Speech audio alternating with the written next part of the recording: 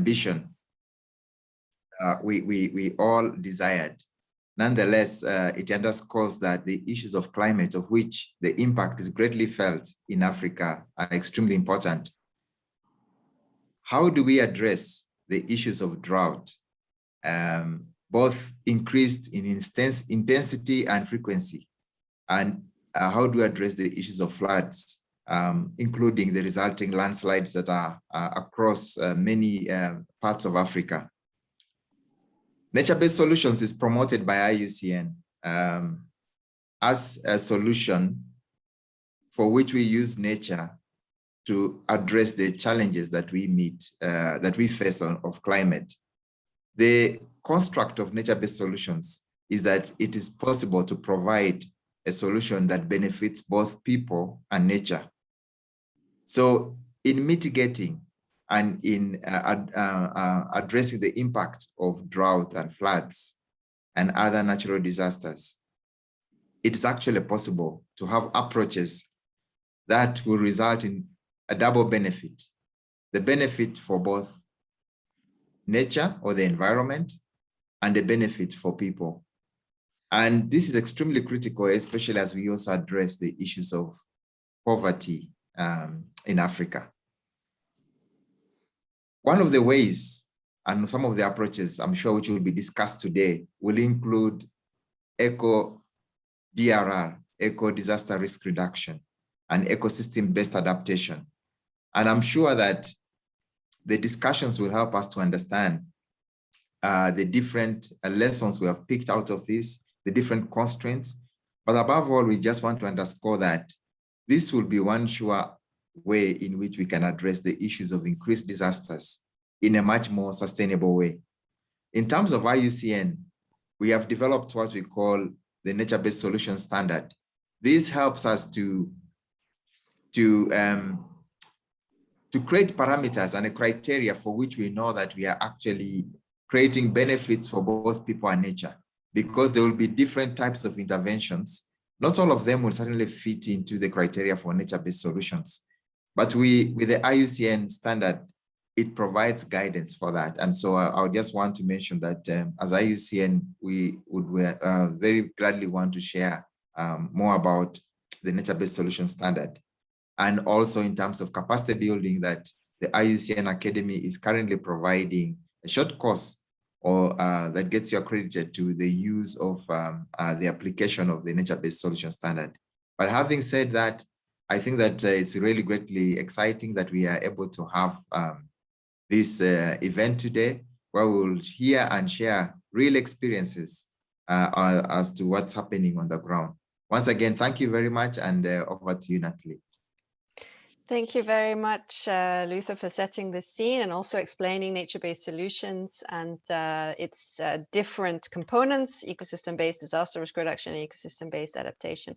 I'd like to check whether connection has seemed to work for the Honorable Esther Davinia, who's the Minister of State Relief. Can I just check whether she's managed to connect or not?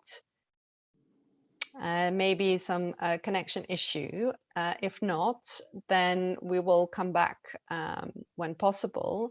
And I'd like to invite our next speaker today just to give us some more information on collaboration and partnership building and community impacts of nature-based solutions to address disaster risk reduction. So our next panelist would be Moses Aguero, who is Senior Program Officer at Iucn.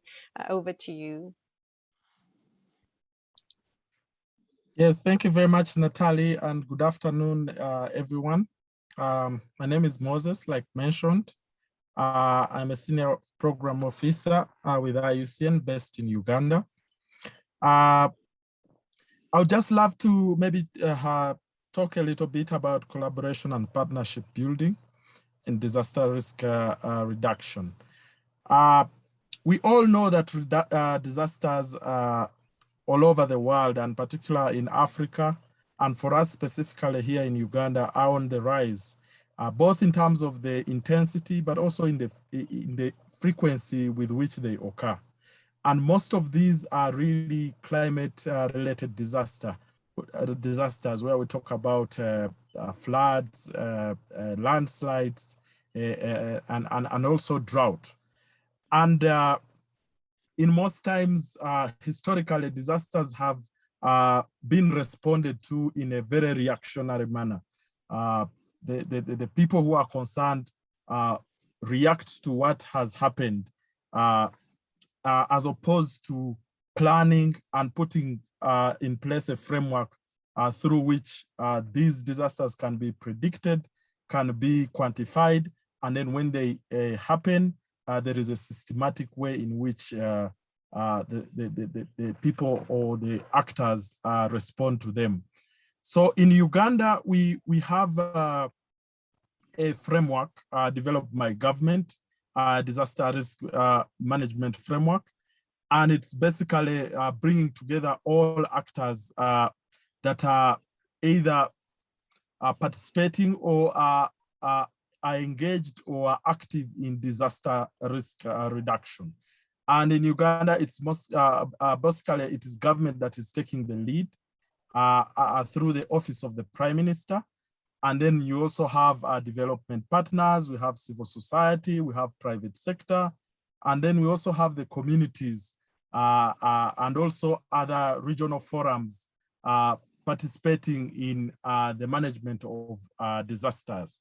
And also, we are also realizing an increase in terms of climate-related disasters happening within the country. And it calls for a collaborative arrangement where all stakeholders concerned are working together to address these disasters. So in terms of collaboration, the framework is very important for the country, but also to have a lead agency that coordinates all issues around disaster risk reduction is very important. And like I've mentioned, in Uganda, we have the Office of the Prime Minister, which coordinates all government programs or government business in the country, but also is the focal for disaster risk reduction activities. So to have all this seated in a government institution is very important, because government should be the one responsible to oversee responses towards disaster, but also planning for them, budgeting for them, and providing the infrastructure or the framework through which disasters are managed. So it's very important to have our government taking lead, but also it's very critical to have other partners. For example, development partners are very key in Uganda, and there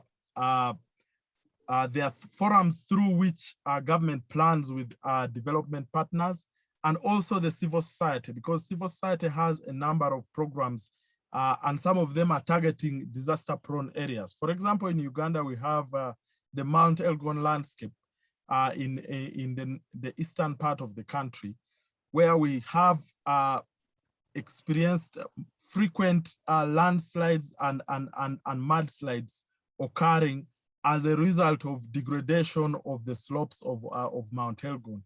And this has happened over time, and it is becoming very common for these disasters to destruction to both people's livelihoods and property, and even sometimes we even experience loss of lives. So it's very critical to ensure that all the actors within this space are active, are working together. The Red Cross, Ministry of Finance, which is responsible for budgeting and providing funds to address some of these disasters, the Office of the Prime Minister, but also the Ministry of Disaster Management, which is also very critical in terms of planning and responding to this. So it's very critical to have partners working together to address disasters whenever they occur, but also planning for them even before they occur. But also some of the key partners in disaster risk reduction are actually the academia. For example, in Uganda, we have the academia who have done extensive research in trying to understand what causes these disasters to happen, how frequently they are predicted to happen. And through the models that they develop, we can predict with precision, both in terms of time and space, when these disasters are likely to happen. So it's very important to see that the collaborative arrangement is there, the partnerships are strong, but also working together with the communities locally where these disasters happen. And of course, that means also working with the local governments within these areas. So it's very critical, and that is the model that we are applying in Uganda here. And I want to imagine that it's the same thing that happens in other countries also. So that's just what I wanted to share, the importance of partnership and collaboration in addressing disaster risk reduction. Thank you very much, and back to you, Natalie. Thank you very much, Moses. I think the main thing that also struck me about what you said is this importance of a whole society approach that is promoted, right, by Sendai Framework. So and it's great to see how that can work and how it seems to be working also in Uganda. I just wondered if you had any wanted to comment on any of the challenges of applying a whole society approach that might be encountered and that could be helpful for other stakeholders and countries to take into account and overcome. Thank you very much, Natalie. Of course, some of the challenges are that the society approach, in most times, it takes a little bit of more time to bring everyone together. And also sometimes the methodology of work in terms of how to address these disasters may vary. But overall, I think it outweighs, working together outweighs working as independent bodies. It's just important to ensure that everyone is involved, as some of these disasters are beginning to span wider areas, and therefore it is important to have everyone engaged in addressing them. Thank you. Thank you, Moses. And you mentioned the lead taken by the Office of the Prime Minister in Uganda, and I'd like to at this stage invite the Honourable Esther Iucn, the Minister of State Relief and Disaster Preparedness and Refugees, to also to provide her thoughts on this. Thank you. Hi, good afternoon, and I'm sorry to come in late, but my camera cannot accept because I think my internet is bad. I hope you can hear me. Am I audible now? You are, thank you. All right, thank you very much. The National Development Plan, Uganda's overall framework for economic development, identifies disaster management as one of the enabling sectors that needs to be developed in order to achieve sustainable development. And then there is also evidence of a strong collaboration between disaster and poverty rates in Uganda, as disasters affect the agricultural base and also the main source of income to the rural households. Studies have also shown that poverty rates have been highest in rural areas, where prevalence of disaster have been highest, and lowest in urban areas, where the prevalence has always been lowest. Disasters are there for being a threat to the development path of the country. And for Uganda, they have derailed in the implementation of the National Plan 3, which is the main planning framework for the country.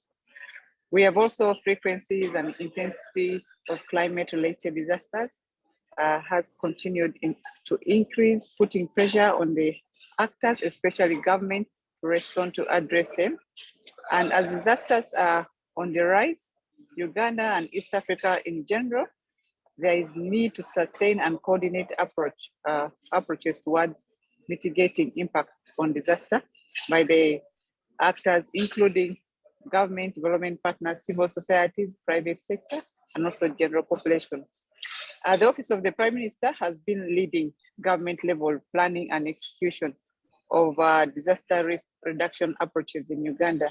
And also the holistic approach adopted by the government ensures sustainable development pathway to reduce disasters within the disaster-prone areas such as Mount Elgon, landscape of, and then also we have Rwenzori, that is where Kasese, Bondobujo, those other districts are in. OPM works with various agencies and actors contributing towards disaster risk reduction within the country and beyond. As we talk right now, we are just still here at Munyonyo Resort Commonwealth Hotel. We are coming to a conclusive, a comprehensive disaster management plan, national plan for the country. We've been having all the donors here, USAID, European Union. We have all UN stakeholders, the international organizations, non-government organizations, including all the MDAs from the country. We are here. We are been having a 2 days workshop trying to come up with this plan.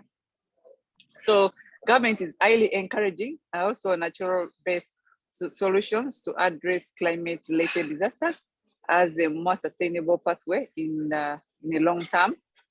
And then also this side event organized by Government of Uganda, OPM, IUCN, UNEP, ANFA, and also Kenyatta University is therefore important in highlighting strategic interventions in disaster risk reduction. The share natural-based solutions approach to disaster risk management and provide policy directions to climate resilience and adaptation. I want to welcome you to listen in and also highly participate as the definite sustainable solutions towards addressing DRR in the region and also Africa in general. I thank you. Thank you very much for this intervention, and also to hear of the current work undergoing in Uganda. It's really interesting. If anybody has any questions, please feel free to put them in the chat. And in fact, I've already seen one, which is actually a remark which I think could be addressed by our next speaker. So I'd like to just introduce at this point in time our next speaker, which is Marilyn Mumboga, who is the regional lead for Africa at the Global Network of Civil Society Organizations for Disaster Risk Reduction. Marilyn, welcome. Maybe some of your thoughts on communities, and I think maybe when you're making also your remarks, just I don't know if you've noticed in the chat, someone has said that nature conservation and the disaster risk reduction nexus is more practical at the local level, where communities and civil society organizations have several practical risk mitigation actions, but we still have governance challenges. My point is much attention is needed at the local levels, and I know I'm kind of pointing this to you before you've even actually made your intervention, but I have a feeling that this is something that is anyway what you're going to address. So on to you. Thank you so much, Natalie. Good afternoon, everyone. All social protocols observed. So as Natalie mentioned, my name is Marilyn Bogwa. I'll just be talking a bit about promoting community participation in the implementation of ECO-DRR in Africa. So one of the things that we advocate for as GNDR is that we do advocate for full community participation and engagement in the implementation of community-led DRR. For example, when, like planting bioshields to be able to promote the coastal communities from heavy cyclonic winds or river erosion. In this regard, maybe now, Natalie, like to respond to the question, what we are saying and what we are currently advocating for is that there's a need to start at the local level. At GNDR, we recognize the local context and understand that community perspectives of risk due to degrading ecosystems the previous speakers had mentioned and talked about collaborating with different government, different stakeholders. So the other point that we have been also advocating for is collaborate and collaborate. That is, there's need to work across all groups and levels to pursue the interests of people at risk. And at GNDR, we have worked closely with UNEP, PEDA, this is at the global, regional, and national level, just trying to encourage learning of our civil society organizations on eco-based DRR approaches. There's need to include all groups. That is, how do we ensure the inclusion of all groups, particularly those most at risk in all stages of whether it's planning, implementation, in ensuring that we are promoting and advocating for eco-DRR. We need to promote gender equality. So here we're talking about implementing gender transformative approaches. For example, how can we encourage women-based organizations on eco-based livelihood systems? We have a lot of members who are working for locally led organizations that are dealing with gender issues, but then we find that a lot of times whenever there's planning, they're normally not included. How do we mobilize different resources? Here, I'm not only talking about money, I'm talking about how can we share resources, build on existing capacities and knowledge and other sources of resilience, skills and knowledge from the community who know their terrain, indigenous knowledge example. For example, we had a case where in South Sudan, in order to prevent conflict over increasing water scarcity, one of the communities were able to draw on the knowledge and expertise of the elderly, who then provided historical knowledge on the water source and what had been done before. And this actually provided a solution that was viable and agreeable to all. The other thing that I would say is that we need to align policies with practices. So how do we ensure coherence across disaster risk reduction, climate change, as has been mentioned, the COP26 has just ended, and other development frameworks and activities. We have our flagship project, that's the Views from the Frontline, which has been, I think, quite instrumental in highlighting and bringing about the cohesive approach towards risk reduction and climate change adaptations. We also need to be accountable to local communities most at risk. And in this way is that we need to ensure we are accountable and challenge others to do the same. So we should talk and actually also implement and do the work.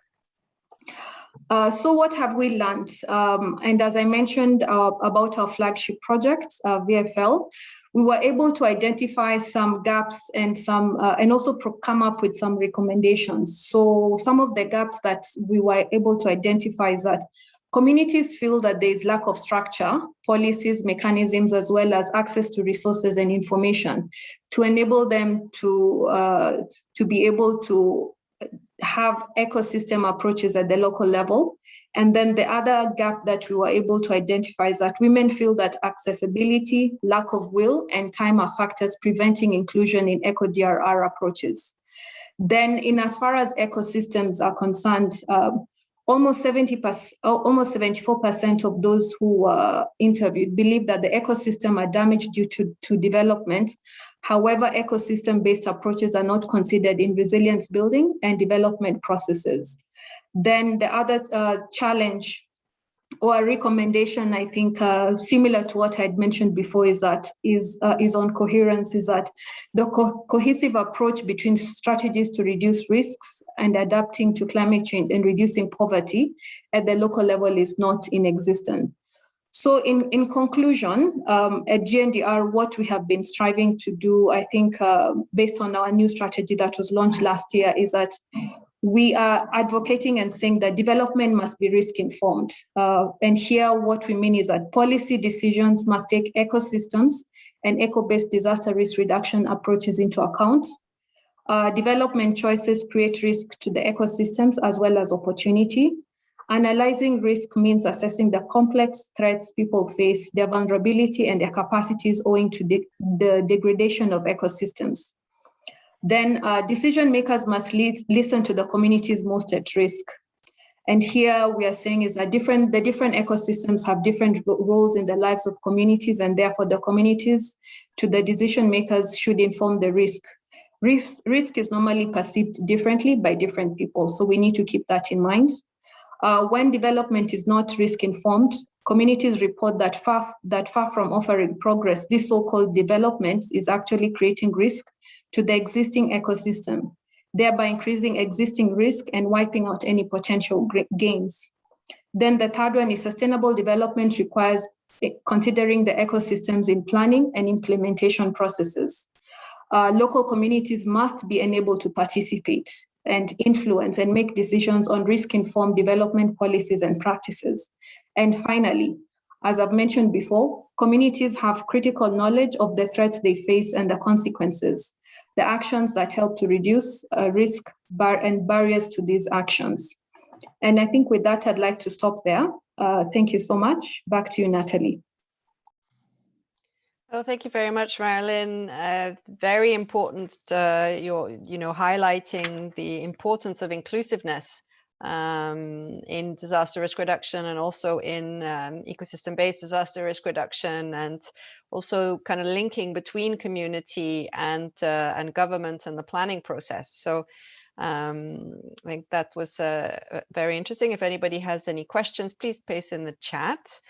You also mentioned capacity building and knowledge, which I think brings me timely to our next presenter, Johannes Bell, who is a senior lecturer and acting director at the University of the Free State Disaster Management Training and Education Center for Africa in South Africa. So Johannes, the floor is yours. Thank you, Natalie. Let me share my screen. I put together a few PowerPoints to share. I'll be basing my presentation on nature-based solution for addressing disaster risk reduction and climate change, education for capacity development, not capacity building, at higher education institutions in Africa. I think my colleagues have mentioned this nature-based solution is an umbrella term that brings together so many subsets. And I think among all of them, ecosystem-based approach dominates. And that is where I'll be talking about ecosystem-based disaster risk reduction and ecosystem-based adaptation, which together form the ecosystem-based disaster risk reduction and climate change adaptation. And if you look at these two umbrella terms that have been used even internationally differently, there is a lot of commonalities. And I think recently that has been coming together so that we don't speak a different language, because we are looking at so many things that are very, very common between the two domains, ECO-DRR and EBA. I will not dwell so much on the definition of what each of them stands for, and the area highlighted in red, they just tells you the commonalities that they have, which is more than their differences. And I think that is the bottom line I want to draw here. There are so many ways you can integrate nature-based solutions. Maybe it can be, I just brought in 4 of them, policies and regulations, they are found there. Development planning and plans, you can integrate them there. Project specific for nature-based solution, education, training, and awareness, and that is where I'll be focusing. Now, when we talk of education, training, and awareness, it cuts across all the tiers of education. For example, in pre-primary and primary school, it's very, very important to start conscientizing these children, even with the way they are drawing the environment, trees, and so forth. In primary school, how they move around and see what nature is and how important is it when the flowers are blooming and all that. They start building that relationship, that social ecological relationship that we want to build in nature. Then when you move to the next, which is actually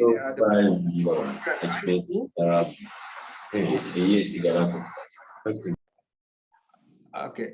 When you move to the next year, which is secondary and high school, this is where now you start integrating nature-based solution into curriculum like maybe their life orientation, and even going outdoor to tree planting and so forth. And when you move to the higher level, which is the higher education institution, that is where now you start looking at seriously on nature-based solutions and doing research and so forth. Now, when we look at, there are so many universities in Africa. I think there are about 1,225 recognized universities in Africa. And when I went through some of them and looking at what they are doing, I'm picking up where is ecosystem-based disaster risk reduction, climate change adaptation find relevance. You see that one of them is the disaster risk management and environmental management, climate change sciences, geography, agricultural sciences, urban and regional planning, land use planning, research, and training is actually specifically for instructors. And here I want to salute the United Nations Environmental Program, which have been championed in the training of trainers for ecosystem-based disaster risk reduction and climate change adaptation. I happen to have benefited two of them. I went to Bogor, sorry for the spelling, with no N, in Indonesia in 2014, and in Kenya in 2019, where we're talking about ecosystem-based disaster risk reduction and climate change adaptation practice and principles and practice. And there are other disciplines that we need to bring in this nature-based solution, and you just need to find your niche and make sure that you put on that. But one thing that I want to bring in is the key role that the local and indigenous knowledge system will play. And this is where you can really integrate it, because nature-based solution is some sort of a bottom-top approach rather than a top-down approach if you want it to really have relevance. I want to share this picture with the audience here. This was the first ECO-DRR stroke CCA training of trainers in Africa, which was held in Nairobi in 2019, and I make mention of it. Again, thanks to UNEP and other partner university. And why I want to underline this is that after that particular training, there was Africa ECO-DRR to CCA network. We established that network. And this brought together universities, brought together civil society organization, and so forth. So we had this network, and I will give you the contact details in later stage. Now, what is happening in the university? Charity begins at home, so I start with my university. At the University of the Free State, the Disaster Management Training and Education Center, we have a fully fledged master's elective course on ECO-DRRs to CCE. And like I mentioned, I happen to have attended the training. So I was, the university was one of the first to implement this particular course that was developed by Center for Natural Resource Development in Germany, together with UNEP. So we're one of those to start planning and implementing this particular course. It's very, very popular in the university. Then other departments like education, urban planning, agriculture also have nature-based solutions in their programs, which I've picked up. Then the University of Mauritius, they have included ECO-DRR and climate change in models in agro-meteorology and climate change. And some of them are also doing MPhil and PhD together with some research project on nature-based solution. Jomo Kenyatta, they also have the Department of Soil, Water, and Environmental Engineering. They also have materials that we brought from that training and training of trainers that they are now trying to train, or they are training students. And I think Professor Kungu will talk a little bit or may share some light with us how far they are going. But I know they have been using that material to train and organize seminars, as well as field visits, especially in hazard-prone areas where we have a lot of landslide. Then we have Iucn University of Agriculture in Tanzania, where they carry out training on nature-based solution, and they are in the process of developing ECO-DRRs to CCA module in the ecosystem and management master's course. And I'm sure this was some months ago, maybe by now it is fully running. Then we also included a civil society organization in this particular training of trainers. We were together. And I think my colleague, Marilyn, just mentioned about the global network of civil society organization for disaster risk reduction, which has actually incorporated climate change into the strategic development 2020 and 2025, which is captioned as local leadership for global impact. Then Wetland International in Uganda. I'm happy that my colleagues from Uganda, the Iucn, are here. I'm also a member of the CEM, Commission for Environmental Management. So IUCM is also an area that I exploit a lot. So the Uganda, they have the trained community on nature-based solutions for disaster risk reduction and climate change adaptation. So for ECO-DRR network in Africa, please, this is the contact details that I've put there. Contact Professor Kungu and Mrs. Besheva Mochiri on the displays emails address. We also have a WhatsApp group which we post, but I think we are not very, very active, maybe because of COVID-19. We've been a little bit slow, but I would like to see us pick up the speed immediately we go out of this. I would like to leave you with these very good images of how nature can really solve our problem. And this is a wetland in the Eastern Free State. The picture was taken by myself. And if you want to see what ecosystem can give or ecosystem services can provide, from the provisioning services, regulatory services, cultural and supporting services, they are all displayed by this wonderful ecosystem, which we sometimes neglect. And the only thing I want to pick up from there is the small picture you see where my arrow is pointing, which is looking like the claws of a cat, and they call it actually the cat claw plant, not the botanical name anyway. This is an endangered species which is very, very rare to find, not only in South Africa, but in Africa, but it is found in one of the wetlands that are adopted as my own wetland that I always go there to provide studies. Natalie, I think in 5 minutes, it's very, very difficult to say or to say everything for a subject that is very, very close to your heart. So I will stop here and maybe take questions. Thank you very much. Thank you very much, Johannes. And also you were talking about the PEDR network. I put a link in the chat to the PEDR website and more specifically the Africa Network PEDR site. So you're also welcome to check that out. If you have any questions for Johannes, please put them in the chat. We can also come back to this. Really interesting to see, you know, further capacity development, as you were mentioning, in Africa, and all these different courses that are being built and taking place. I'd like to now, also in the interest of time, to come to a final panelist today. Mr. Hussein Kato is the chairperson of Mount Elgon Stakeholders Forum in Uganda, to also share some of his experiences working on this, on nature-based solutions in Mount Elgon. So I wonder if we can, Hussein, if you can unmute and join. Yes, hello. Hello, yes, thank you. Yeah, thank you very much, Natalie. I am very glad to be associated with this meeting. My name is Hussein Kato Matanda, the chairperson of the Mount Elgon Ecosystem Stakeholders Forum. I was asked to say something about funding and challenges and opportunities. As a result of climate change, natural disasters are expected to increase in frequency and impacts. In fact, in the Mountain Elgon region, we have faced disasters since 2010, and some of them with a very big toll of death and suffering to the people. It is common knowledge that the largest human cost will be borne by populations already living in abject poverty.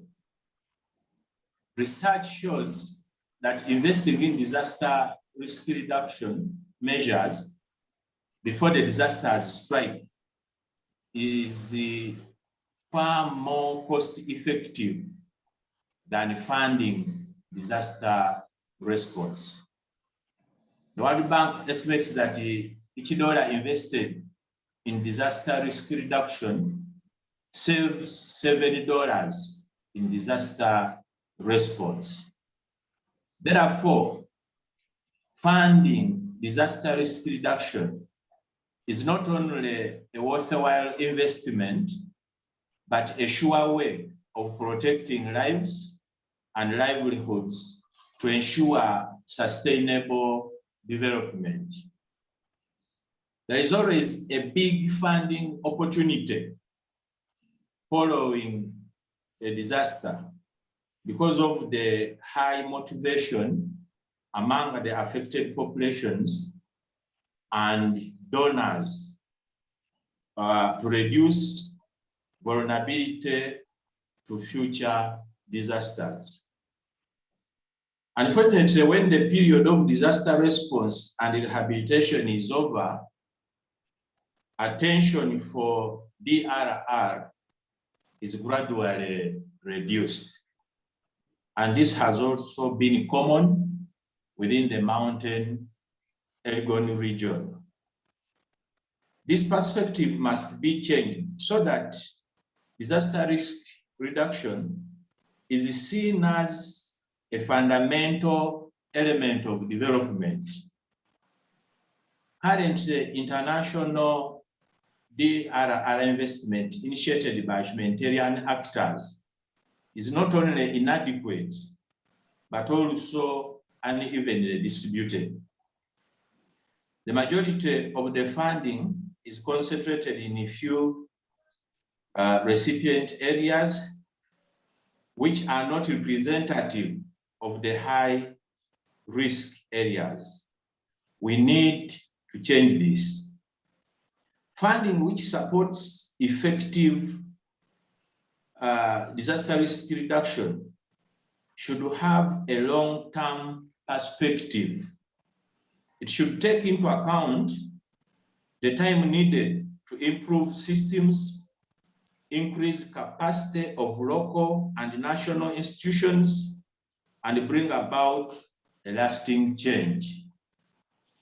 The ad hoc nature of handling disaster response by governments in total disregard of the structures established by policy is another disaster.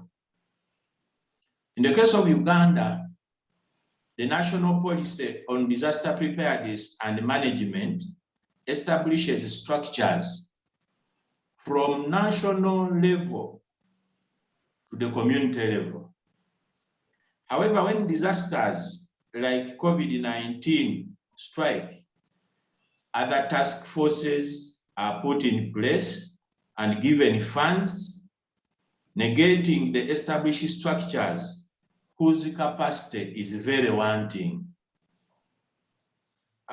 These crippled structures, especially at the community level, cannot therefore come up with disaster risk reduction plans and programs seeking alternative funding because of the limited capacity. Disaster risk reduction plans and programs should be institutionalized and integrated within the development strategies. The huge administrative structure in the local governments should therefore be used to mobilize local resources for implementing DRR programs, in addition to humanitarian assistance. The local populations in Africa have traditional ways of mitigating the impact of disasters by supporting each other. For example, in Uganda here, there are known groups, Muno Mukabi, the Friend in Need, Tweyambe, Self-Help, etc., which provide relief during disasters. If these village contributions are institutionalized and supported, they can provide a village fund for DRR activities in some areas. I am glad that the minister is here. The government of Uganda, for example, should operationalize the contingency fund, which is provided for in Article 26 of the Public Finance Management Act of 2015. This will provide the much needed funds for a paradigm shift from disaster preparedness, management and response to disaster risk reduction in a holistic manner.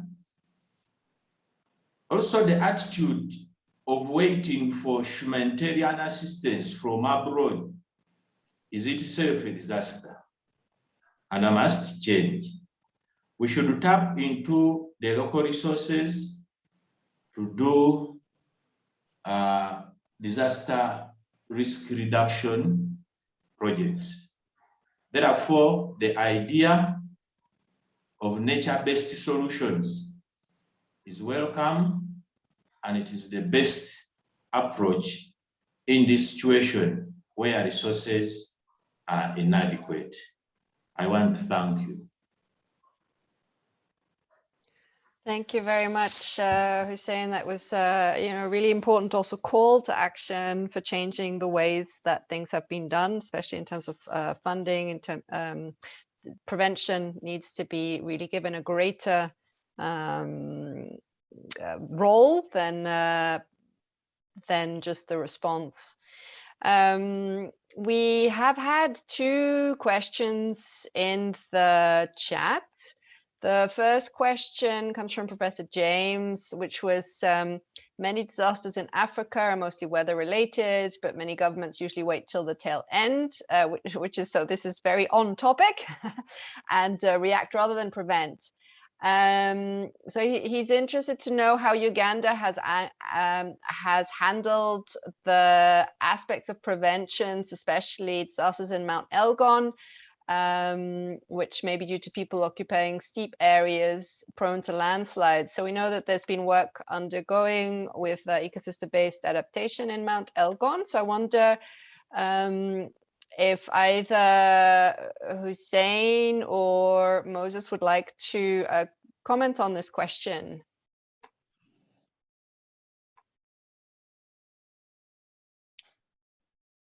So who would like to maybe, since I will briefly comment on it. Thank you. As I have said in my presentation, there is a very big challenge of resources. So in most cases, even government interventions have mainly been limited to disaster response. Very little has been done on the side of prevention because of the problem of resources. This is why I was making an appeal that the contingency fund should be operationalized. In ecosystem-based adaptation projects, it was more on climate change adaptation, and some good investments were made in the region. And there are projects which were established and mainly executed by Iucn. But on the side of disaster risk reduction, very little has been done. Great, thank you. Yes, and you mentioned that nature-based solutions seem to be a good way in the meantime. Have you got any specific examples that have been implemented in Uganda? Sorry? You mentioned that nature-based solutions were low resource and cost effective. I wondered if you had any more specific examples of which ones were used in your country. Yes, as I said, during the ecosystem-based adaptation project, some interventions were made in the Mountain Elgon region, and these were mainly in Kapchorwa and in Sebei and Bugisu region. Some projects in water, some projects in conservation funds, and some projects in gathering and disseminating information were put in place. For example, there was a radio program called Farm Radio, where people would get information on their radios, even when they are in the garden farming. There was also Boda Boda Radio, and this was a radio on the motorcycle transport, Boda Boda. Then also in terms of technology, there was an application, an app which was established, and this app would help. It was called Tree Finder. It would help those who want to carry out projects in afforestation to find tree species that were compatible with their ecological conditions. So some of those projects were actually implemented. Great, thank you very much for the clarification. It's very interesting. The next question I have in the chat from Divinia Sabino was, much of nature-based solutions seem to require government permission. Any recommendation on how to circumvent bottlenecks from government, especially for the private sector and their interest in playing their role in disaster risk reduction? I wonder if, I don't know, Marilyn was talking about community involvement and that link between government and community. Marilyn, would you like to comment on that question? Thank you, Natalie. I think this is a very common challenge that we have seen across the board, across the regions, not only in Africa, but also in other regions. But one of the things that based on experience and based on, I think, other projects that members have been implementing, have been able to do, is that if you're able to bring in the local government, if you're able to bring them in, so that you just explain to them that this is the issue, and also try and see how you can come up with solutions. So how are you able to build relationships? Because at the end of the day, we need to find a way in order to build those bridges. I know, for example, that I think Uganda also being one of the countries where through some of our members, we have established very good relationships with the Office of the Prime Minister in as far as the DRR bill was concerned. So I think it's just that you just have to see that how can we build relationships, like tell them that this is what we are going through, these are some of the challenges we are facing. So in the same way that we are saying that involve the community, we should also not see as if like the government is far-reaching. We should also try and see how we can build them in. And we don't have to aim for the high level. You see, like we can start down at the local community level, whether it's the chief, the district officer, who is in charge of maybe like environmental issues, climate change issues, and see how you can pull them in. And once they're able to understand what your issues are and what your needs, then you'd be able to create synergies and then explore ways and how you can be able to come up with solutions. Thank you. Thank you very much, Marilyn. So we're coming up to the end of our hour, and I'd like to invite two people just to provide some wrap-up comments. This is our two organizers. So I'd like to ask either Luther or Moses, and then maybe Professor James, as the two organizers of today's session, to provide their final insights. So someone from Iucn, either Luther or Moses, for your final thoughts on today's session. First.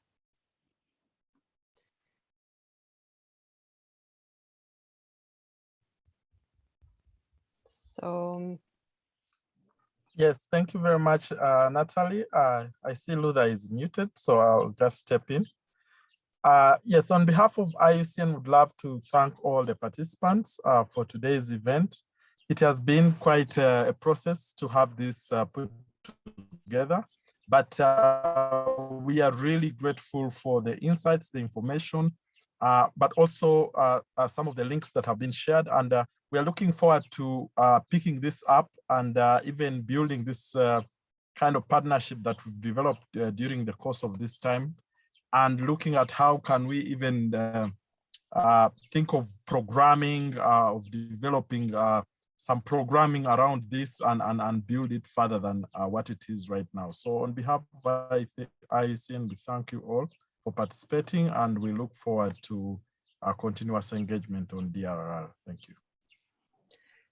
Great, thank you very much, Moses. I seem to see that Professor James may have had connection issues and is not on, and in which case, maybe also as part of the PEDA network, therefore I could ask Johannes Bell to provide some final thoughts, if that would be all right.